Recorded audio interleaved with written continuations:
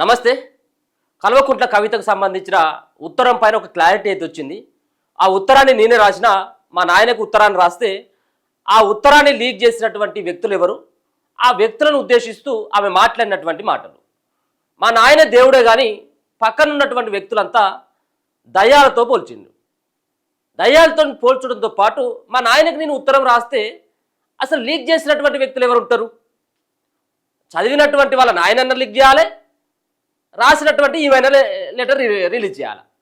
కానీ ఇక్కడ ఎక్కడ కూడా కేసీఆర్ లేఖను విడుదల చేసినట్టుగా కానీ తాను కానీ బహిర్గతం చేసినట్టుగా ఎక్కడ కూడా మనకు స్పష్టంగా చెప్పడానికి వీల్లేదు. ఎందుకంటే ఆమె అమెరికా పర్యటనలో ఉన్నది. ఆమె రాసినటువంటి లెటర్ ఏమో 2వ తారీఖు. మరి దాదాపుగా 20 రోజుల తర్వాత ఆ లెటర్ బయటికి రావడానికి ప్రధానమైనటువంటి కారణం ఏమై ఉంటుంది? సో వీటన్నిటి పట్ల మాట్లాడేటువంటి ప్రయత్నం చేద్దాం.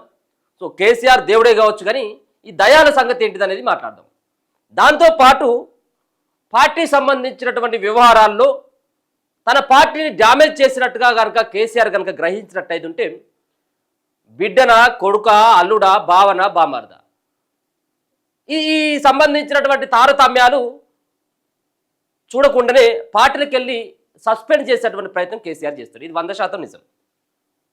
ఇప్పటికే పార్టీ పరువుని, పార్టీ యొక్క గెలుపుని, రాష్ట్రంలో అధికారాన్ని కోల్పోవడానికి ప్రధానమైనటువంటి కారణం కల్వకుంట్ల కవితే అని చెప్పేసి, తన కూతురే అని చెప్పేసి ఇప్పటికీ కల్వకుంట్ల చంద్రశేఖరరావు మదన పడుతూ ఉన్నాడు.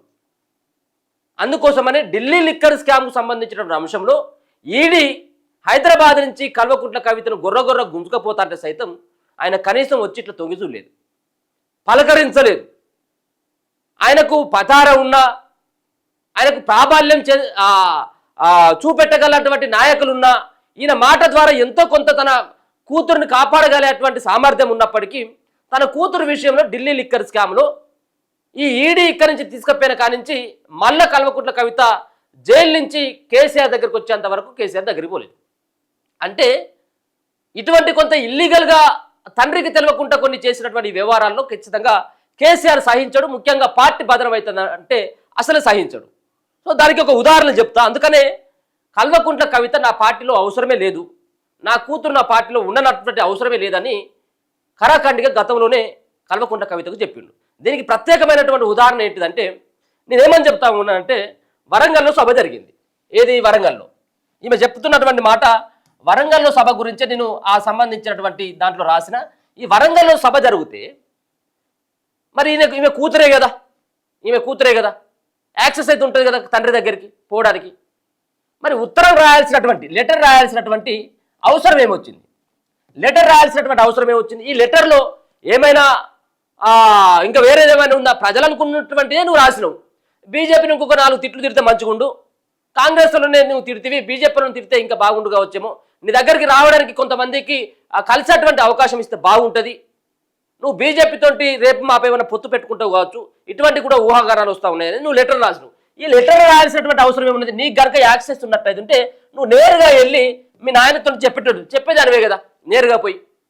అంటే నిన్ను లిక్కర్ స్కామ్కు సంబంధించిన అంశంలో ఎప్పుడైతే తెర మీదకి వచ్చిందో, నువ్వు ఎప్పుడైతే అరెస్ట్ అయ్యావో అప్పటి నుంచి నిన్ను దగ్గర రానిత్తలేడు.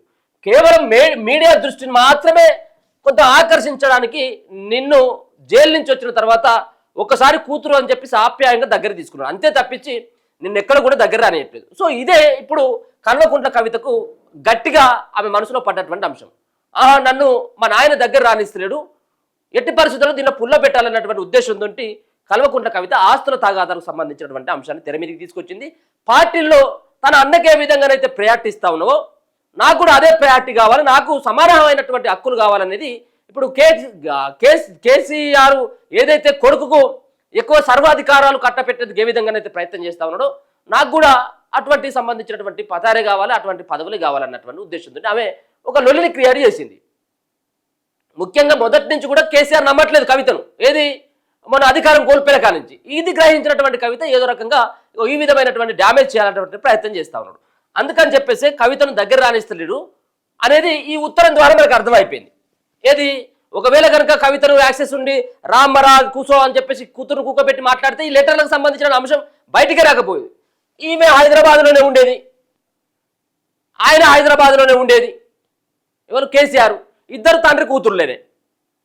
మరి ఆయనేమో ఢిల్లీలో లేకపోతే దుబాయ్లో ఉంటే రాసినామంటే వాళ్ళు లెక్క, పక్కనే ఉండుకుంటే నువ్వు లెటర్ రాసినామంటే నిన్ను దగ్గర రానిత్తలేడని అంటారు కదా.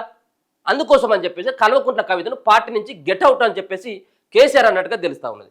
దానికి ప్రధానమైనటువంటి ఇంకా కొన్ని ఉదాహరణలు సైతం కూడా మనకు స్పష్టంగా కనబడతా ఉన్నాయి. దాంట్లో గతంలో మనం చూసుకున్నట్టయితే ఉంటే కేసీఆర్ వ్యవహార శైలి కనుక చూసుకున్నట్టయితే ఉంటే మొదట్లో బీఆర్ఎస్ పార్టీకి అంటే ఇప్పుడు బీఆర్ఎస్ అప్పుడు టీఆర్ఎస్ పార్టీకి ప్రధానమైనటువంటి కుడిభుజంగా ఉన్నటువంటి ఆలే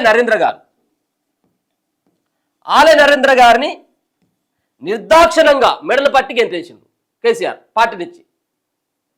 ఏది పార్టీ కొంత డ్యామేజ్ అయ్యేటువంటి అవకాశం ఉంటుంది ఈయన కాబట్టి లూజ్ స్టాక్ చేస్తూ ఉన్నాడు అనేది.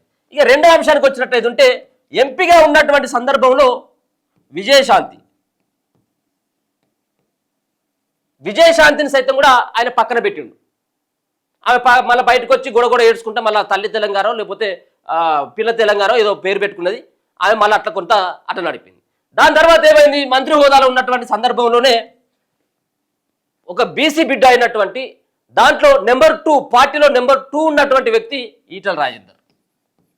గతంలో ఈటల ఈ ముగ్గురిని పార్టీలకు వెళ్ళి బెడలు పట్టి గెంటేసిండు. కొంత ఏదో విధంగా వీళ్ళతోటి డ్యామేజ్ అవుతుందనో లేకపోతే వీళ్ళు ఎదుగుతే నా ఎదుగుదలకు అడ్డ వస్తారనో రేపు ప్రత్యామ్నాయం వీళ్ళు అవుతారన్నటువంటి ఉద్దేశంతో కేసీఆర్ ఈ ముగ్గురిని ప్రధానమైనటువంటి వ్యక్తులు, ప్రజల్లో మంచి పేరున్నటువంటి వ్యక్తులు, ప్రజల్ని మోటివేషన్ చేయడంలో కానీ వాళ్ళకు ఉన్నటువంటి ఉద్యమ చరిత్ర కానీ తెలంగాణ ఉద్యమంలో పాల్గొన్నటువంటి వ్యక్తులుగా పేరున్నటువంటి వీళ్ళందరినీ కల్వకుంట్ల చంద్రశేఖరరావు వద్దనుకున్నాడు. పార్టీ డ్యామేజ్ అయితే అట్లాంటిది ఇప్పుడు కవితను ఎట్టి పరిస్థితుల్లో పార్టీలో ఆమెనే ఉన్నడిచ్చినట్టుగా కనబడట్లేదు. ఒక పక్కన లిక్కర్ స్కామ్లో పార్టీ డ్యామేజ్ అయిపోయింది, అధికారం కోల్పోయింది. దాని తర్వాత 0కి పరిమితం అయిపోయింది ఎంపీ సీట్లలో. ఇదంతా కూడా కవిత చేసినటువంటి డ్యామేజ్ అని 100% కేసీఆర్ నమ్ముతా ఉన్నాడు. ఇదే నిజం. కవిత చేపట్టి కేసీఆర్ డ్యామేజ్ అయిపోయిండు అంటే కేవలం కవిత చేపట్టినంటే ఇంకా వేరే రకంగా ఉన్నాయి, కానీ కవిత చేయాల్సినటువంటి డ్యామేజ్ ఆమెకు వచ్చేటువంటి వంతు ఆమె చేసేసింది, అయిపోయింది. కాబట్టి ఇప్పుడు కవితను పార్టీలో ఉన్నా కానీ ఇంకా బ్యాన్ నేమే వచ్చేటువంటి అవకాశం ఉంటుంది. కాబట్టి ఆమెను కూతుర్ని పక్కకు పెట్టాలనేటువంటి ప్రయత్నం చేస్తా ఉన్నాడు. అందుకని చెప్పి ఇప్పుడు ఏం చేయాలి, పోతా అంటే పక్కన ఉన్నటువంటి వాళ్ళని బదనం చేయాలి లెటర్కి సంబంధించినటువంటి విషయంలో. ఇంకొక పక్కన ఇప్పుడు లెటర్కి సంబంధించిన విషయానికి వద్దాం. ఇప్పుడు కేసీఆర్ ఉన్నాడు, కేసీఆర్కే కదా ఇంకా రాసింది లెటర్. అయితే కేసీఆర్కి ఉత్తరం రాస్తే కేసీఆర్ పక్కన పెట్టి ఉన్నటువంటి వ్యక్తులు కనుక చూస్తే మొదలు గోళీలు ఇచ్చేటువంటి ఉన్నారు కదా, తానికి సంబంధించినటువంటి సంతోష్ ఉంటాడు. ఇప్పుడు కొడుకు ఎంతనో కేటీఆర్, కొడుకు కంటే ఇంకొక 2 ఇంతలు ఎక్కువనే సంతోష్. ఎవరికి? కేసీఆర్కు గిలాస్ అందియాలన్నా, గోళీ అందియాలన్నా, ఇంకేదన్నా ఐసో గీసో ఏమన్నా అందియాలన్నా ఆయనే అందిస్తాడు. ఎవరు? సంతోష్. ఈ సంతోష్ తప్పిస్తే రెండో వ్యక్తి కేటీఆర్. ఇక మూడో వ్యక్తికి వచ్చిన తర్వాత హరీష్ అప్పుడప్పుడు. ఇక నాలుగో వ్యక్తికి వచ్చిన తర్వాత ఆయన బోయినపల్లి వినోద్.